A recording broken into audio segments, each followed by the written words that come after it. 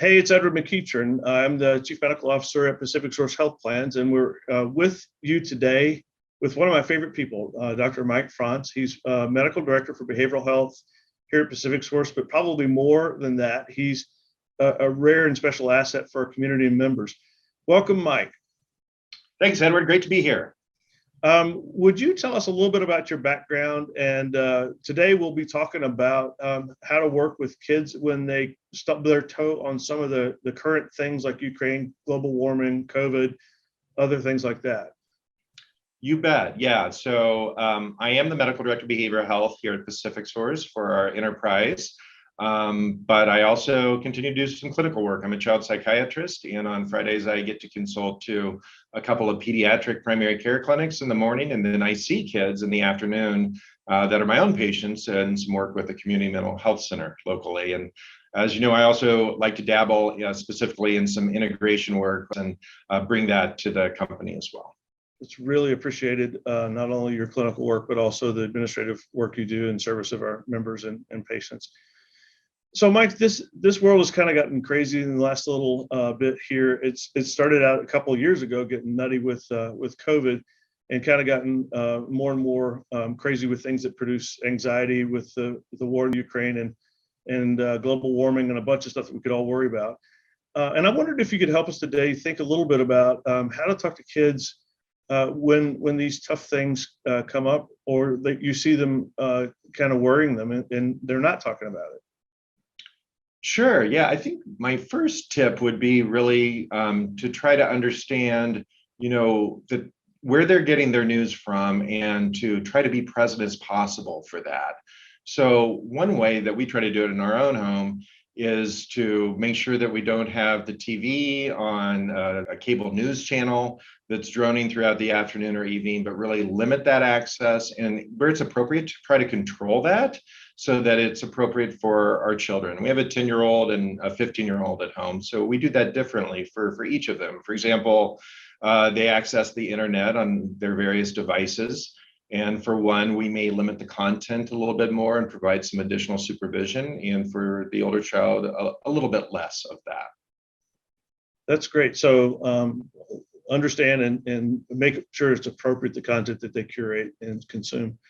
One of the other things, I have triplets who are now young adults. And one of the things that I always struggle with was, how do I get into their head and understand what they're thinking, and then how would I get them best to express that to me? Because sometimes I get the feeling that boys especially don't have words for this kind of stuff. What sort of tips and tricks would you give us for understanding that?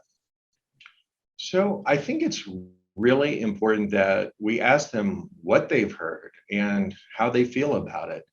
I try to find a quiet moment in the afternoon or evening, sometimes before school, to proactively check in with the kids and say, there's a lot going on in the world today, and I'm sure you're hearing about it. How's that going? How's it feel? Sometimes they don't want to talk about it. They'll let me know, and that's fine. But I want them to know that I'm available and will be present for them if they do want to chat about it. And then to really follow their lead. If they don't want to talk about it, I don't force it. And then they may just bring it up on their own without a prompt the next time. And then when they do, to really try to normalize any fear and emotions by giving them this safe place just to reflect on what they've heard. Yeah, or they give you dad, Oh, yeah. Then you're in trouble. But what comes around goes around, right? That's right. Get a lot of that too. Yeah. So the context that one of the things that I think might be helpful, and I love your comments on this, is trying to contextualize the information that they get. What tips and tricks would you tell us about for placing things that they see and are worried about in context? Yeah, I think you're asking about, how do you help them sort out the information that they're getting? And, I try to understand where the resources that they're getting it from. Is it from a teacher at school? Is it from some coursework? Is it from the television? Is it from something they saw on the internet? Often it's from peers, even when it's in the news spectrum. I'm finding that my kids get it from peers and some of the kids I see at work. And I really try to reinforce the things that I know are factual, certainly if it's a shared resource that we both know about. But even some good resources sometimes don't always have totally accurate information. So when there is misinformation, to really try to help them dispel those myths. And then also, internet memes are everywhere. Some of those can be helpful, many of them are not, but helping them put those in context. And then really, again, sharing information and talking about it at a level that's developmentally appropriate for the kiddo that you're working with. Yeah, that's great advice. One of the things, in our field, sometimes it's we feel bad if we say, I don't know, because that means, you somehow failed with your fund of knowledge along the way. Is it okay to say, I don't know? Edward, it's always okay to say, I don't know, when it's the honest answer. It's all right. And we really need to give ourselves the grace as parents to be able to do that, because we don't know all the answers.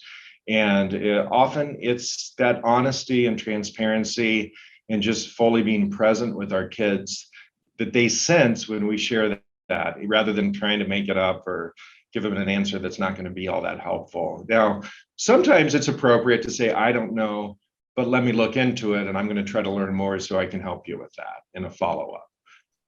One of the things that I've found fascinating is to say, I don't know, what do you think? Because then you get a whole bunch of stuff back. Here's an older guy asking me for advice.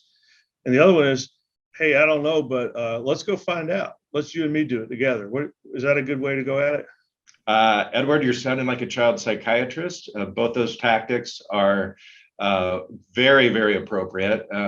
The first being, let's do this together. Let's figure it out together.